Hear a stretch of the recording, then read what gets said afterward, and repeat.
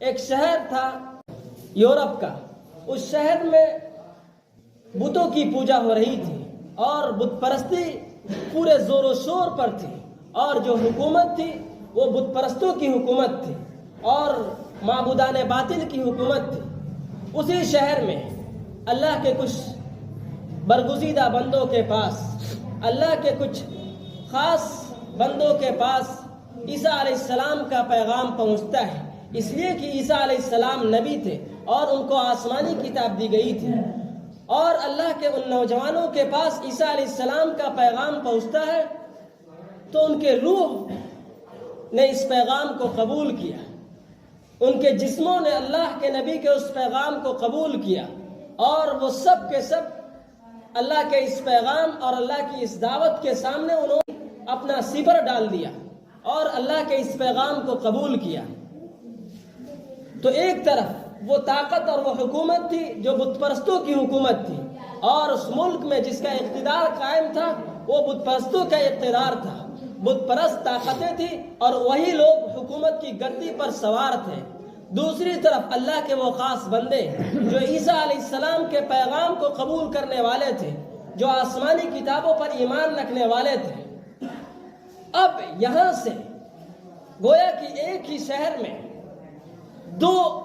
جماعتیں قائم ہو گئی، دو طاقتیں کھڑی ہو گئی۔ ایک طرف وہ جو اللہ کے باغی طاقت تھی، جو اللہ کا انکار کرنے والی طاقت تھی، دوسری طرف وہ طاقت تھی اور وہ نوجوان تھے جو اللہ پر ایمان رکھنے والے، آسمانی کتابوں پر ایمان رکھنے والے، اللہ کے نبی کو تسلیم کرنے والے تھے۔ ان دونوں طاقتوں میں ایک طرف سے معرکہ برپا ہوا اور یہ دونوں طاقتیں آپس میں ٹکرانے لگی۔ حکومت کا یہ فرمان تھا کہ جو شخص حکومت کے خلاف ایک قدم چلے، جو شخص حکومت کے خلاف اپنی کوئی رائے قائم کرے، جو شخص حکومت کے خلاف اپنی کسی قسم کے نظریے کو پیش کرے، تو حکومت کا یہ فرمان تھا اور حکومت کا یہ آرڈر تھا کہ اس کو گرفت کر لیا جائے اور حکومت کے سامنے اس کو پیش کیا جائے۔ اور ظاہر سی بات ہے، جس کی حکومت تھی طاقت اسی کے پاس تھی، سب کچھ اس کا،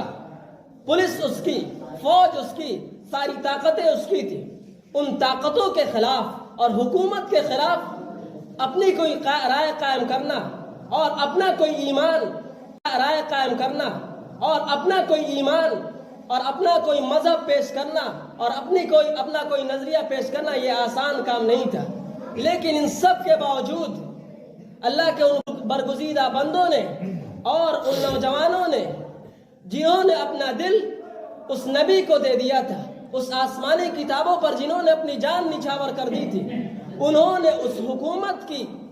کسی قسم کی پرواہ نہیں کی اور اس حکومت سے ذرا برابر انہوں نے دہشت نہیں کھائی اور اس حکومت سے مرعوب نہیں ہوئے، جبکہ وہ جانتے تھے کہ حکومت کے خلاف ایک بات نکالنا، حکومت کے خلاف ایک قدم چلنا، حکومت کے خلاف اپنی کوئی معمولی رائے قائم کرنا اپنی جان کو خطرے میں ڈالنا تھا اور اپنے ایمان کو۔ لیکن انہوں نے یہ سوچا کہ جان تو چلی جائے گی، لیکن جس ایمان کو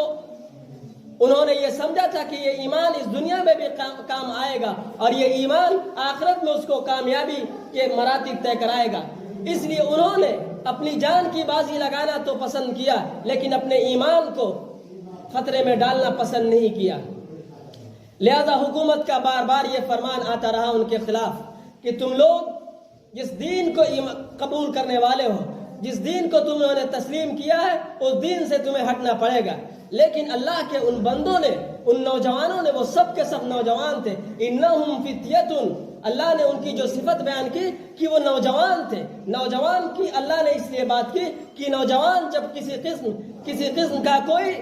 بار اٹھانے کا کام کرتا ہے یا کوئی بھی وہ کام انجام دینا چاہتا ہے اور جب وہ کوئی بات ٹھان لیتا ہے تو دنیا کی کوئی طاقت اس کو روک نہیں سکتی، اس لیے کہ جوانی کا جوش، جوانی کا ولولہ دنیا کی تمام طاقتوں کو پست کر دیتی ہے۔ اس لیے اللہ نے ان کی جو صفت بیان کی، انہم فتیۃ، وہ سب کے سب نوجوان تھے، فتیۃ آمنوا بربہم، انہوں نے اپنا دل اللہ کو دے دیا تھا، انہوں نے یہ تسلیم کر لیا تھا کہ یہ سب طاقتیں، ان کے پیچھے بھی تو کوئی طاقت ہے۔ اگر یہ حکومت دنیا والوں کی ہے تو ان حکومتوں کے پیچھے بھی تو کسی کی حکومت ہے. اگر یہ دنیا کے حاکم ہیں تو ان کے پیچھے بھی تو کوئی حاکم ہے. اس لیے انہوں نے دنیا کی حکومت سے, دنیا کے حاکم سے اور دنیا کی طاقت سے ذرا برابر بھی ڈر محسوس نہیں کیا.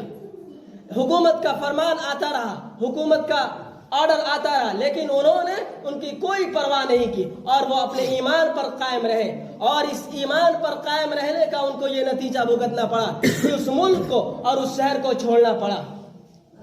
اس ملک اور اس شہر کو ان کو چھوڑ دینا پڑا اپنے جسم اور اپنے ایمان کی حفاظت کی خاطر. لہذا وہ لوگ ایک غار میں جا کر پناہ لیتے ہیں, اور اس غار میں اللہ رب العزت کا فرمان ہے کہ اس غار میں تقریباً 300 سے کچھ زیادہ سال تک اس غار میں رہے. 307 یا 9 سال اس غار میں رہے, اور اللہ نے ان پر ایسی نیند طاری کر دی کہ 309 یا 300 سال کے بعد وہ زندہ وہ اس غار سے نکلتے ہیں اور بیدار ہوتے ہیں. اور ان کا ایک آدمی جب اس بستی میں اور اس علاقے میں جاتا ہے اپنی ضرورت کی سامان لینے کے لیے, تو دکان والے نے جب ان کا سکہ دیکھا, لہذا انہوں نے سمجھ لیا کہ ضرور کوئی راز ہے ان کے پیچھے, ان نوجوانوں کے پیچھے. انہوں نے معلوم کیا تو پتہ یہ چلا کہ 300 سال پہلے جو اس ملک میں یا اس شہر میں حکومت قائم تھی وہ بت پرستوں کی حکومت قائم تھی, اور ان کی جو معبودان باطل کی پوجا کرتے تھے, ان معبودان باطل سے ڈرتے ہوئے اور اپنے ایمان اور اپنی جان کی حفاظت کی خاطر یہ لوگ ایک غار میں پناہ لیے ہوئے تھے. اور اسی غار میں 300 سال تک وہ لوگ سوتے رہے, اور اللہ نے 300 سال کے بعد ان کو بیدار کیا. اور وہ لوگ جب اٹھتے ہیں تو وہ دیکھتے ہیں جس طاقت کو اور جس ایمان کو وہ اس پورے علاقے اور اس پورے شہر میں دیکھنا چاہتے تھے, جس ایمان کا ماحول دیکھنا چاہتے تھے, اللہ کی طرف سے جب 300 سال کے بعد وہ بیدار ہوتے ہیں تو اس پورے علاقے میں اور اس پوری بستی اور پورے شہر میں ایمان کا ماحول تھا. اور جس ماحول کو وہ چھوڑ کر گئے ہوئے تھے, بت پرستی کا جو ماحول تھا, وہ سب ختم ہو چکا تھا. بتانا یہ مقصود تھا کہ مکے کے دور میں اللہ کے رسول صلی اللہ علیہ وسلم پر یہ آیتیں کیوں اتری. اصحاب کہف جو صدیوں پرانا واقعہ تھا اور صدی پرانی باتیں تھی, اللہ رب العزت نے محمد عربی صلی اللہ علیہ وسلم کو اس واقعے سے کیوں روشناس کرایا. اللہ رب العزت نے محمد عربی صلی اللہ علیہ وسلم کو یہ واقعہ کیوں بیان کیا.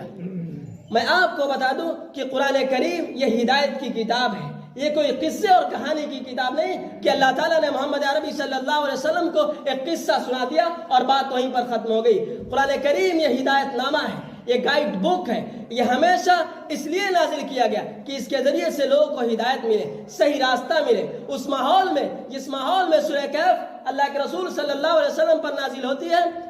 اس ماحول میں اللہ کے رسول صلی اللہ علیہ وسلم کے ساتھ نوجوان تھے, وہ بھی کچھ اسی قسم کی صورتحال سے گزر رہے تھے. ان پر بھی کچھ اسی قسم کی پریشانیاں اور تکلیفیں مکہ کے کافروں کی طرف سے کچھ ظلم ڈھائے جا رہے تھے. اس لیے اللہ تعالیٰ نے اس واقعے کے ذریعے سے عرب کے نوجوانوں کو جو اللہ کے رسول صلی اللہ علیہ وسلم کو مانتے تھے, اور ان لوگوں کو جو اللہ کے رسول صلی اللہ علیہ وسلم کے صحابہ تھے اور آپ کے ساتھی تھے اور آپ پر ایمان لانے والے تھے, ان کو یہ سبق دیا کہ جو شخص بھی جو بھی اپنے دل میں اللہ پر ایمان رکھتا ہو اور نبی کو نبی تسلیم کرتا ہو, چاہے اس کے خلاف ہوائیں چل رہی ہوں, چاہے پورا ماحول اس کے خلاف ہو, چاہے حکومت اس کے خلاف ہو, چاہے دنیا کی پوری طاقت اس کے خلاف ہو, اگر وہ اللہ کو اللہ مانے اور رسول اللہ صلی اللہ علیہ وسلم کو نبی مانے تو دنیا کی کوئی طاقت اس کو بگاڑ نہیں سکتی. مصیبتیں آتی ہیں, پریشانیاں آتی ہیں, لیکن جو شخص اللہ پر مضبوطی سے ایمان رکھے اور اسی ایمان پر قائم رہے تو یہ مصیبتیں, یہ پریشانیاں چند دن کے بعد ختم ہو جاتی ہے. لہذا مکے کے ان نوجوانوں کو اور مکے کے ان ایمان والوں کو اس سورہ کے اندر یہ پیغام دینا مقصود تھا کہ ذرا غور کرو کہ اصحاب کہف کے ساتھ کس طریقے کی صورتحال تھی. ان پر پوری حکومت ان کے خلاف تھی اور پوری حکومت ان کو ایک طرح سے ختم کرنے کے درپے تھی, لیکن اس کے باوجود بھی اللہ نے ان کی حفاظت کی اور غیب کے طریقے سے اللہ نے ان کی حفاظت کی. تو تم بھی اگر اللہ کے رسول صلی اللہ علیہ وسلم کے ساتھ جمے رہے اور اللہ کے رسول صلی اللہ علیہ وسلم کے ساتھ کھڑے رہے اور ایمان کے ساتھ کھڑے رہے تو دنیا کی طاقت اور یہ مکے کے لوگ, مکے کے کافر تمہارا کچھ نہیں بگاڑ سکتے. اللہ کے رسول صلی اللہ علیہ وسلم کو اور آپ کے صحابہ کرام کو اس پوری سورہ کے اندر اور اصحاب کہف کے واقعے کے اندر یہ پیغام دینا مقصود تھا کہ جب کوئی قوم یا کسی قوم کے نوجوان جب کسی کام کا ارادہ کر لیں اور نیک کام کا ارادہ کر لیں، اللہ رب العزت نے تو یہی بات کہی، انہم فتیۃ آمنوا، کہ وہ نوجوان تھے، آمنوا بربہم، اپنے مالک پر ایمان لانے والے تھے، وزدناہم ہدی، جب وہ اپنے مالک پر ایمان رکھتے ہوئے انہوں نے اس بستی اور اس علاقے کو چھوڑنے کا فیصلہ کیا، زدناہم ہدی، تو ہم نے ان کو ہدایت دی اور ان کی ہدایت میں اور اضافہ کر دیا۔ جب کسی قوم پر کوئی پریشانی آتی ہے یا کسی نوجوان یا نوجوان طبقے پر پریشانی آتی ہے تو اللہ کی طرف سے اس کو دو چیزوں کی ضرورت ہوتی ہے، ایک تو اس کو ہدایت ملے، صحیح بات اسے سمجھ میں آئے، اور دوسری اس کے دل کو اطمینان نصیب ہو۔ اللہ رب العزت نے اصحاب کہف کو یہ دونوں نعمتیں دی، زدناہم ہدی، ہم نے ان کی ہدایت میں اضافہ کر دیا، وَرَبَطْنَا عَلَىٰ قُلُوبِهِمْ، اور ان کے دل کو مضبوط کر دیا، وَرَبَطْنَا عَلَىٰ قُلُوبِهِمْ إِذْ قَامُوا فَقَالُوا رَبُّنَا رَبُّ السَّمَاوَاتِ، جب وہ اس بستی سے کھڑے ہوئے تو انہوں نے یہ کہا رَبُّنَا رَبُّ السَّمَاوَاتِ وَالْأَرْضِ، کہ ہمارا رب وہ ہے جو آسمانوں کا رب ہے، جو زمینوں کا رب ہے۔ لہذا تم کیا ہو؟ تم اس شہر کے مالک کو بہت زیادہ ہو سکتے ہو، بہت زیادہ ہو سکتے ہو تو اس ملک کے مالک ہو سکتے ہو، بہت زیادہ ہو سکتے ہو تو دو چار ممالک کے مالک ہو سکتے ہو، اور دو چار ممالک پر تمہاری حکومت غالب ہو سکتی ہے، لیکن ذرا سوچو تو کہ ان طاقتوں کے پیچھے، ان حکومتوں کے پیچھے کون سی حکومت کام کر رہی ہے، ان حاکموں کے پیچھے کون سا بڑا حاکم بیٹھا ہوا ہے۔ اذ قاموا، لہذا جب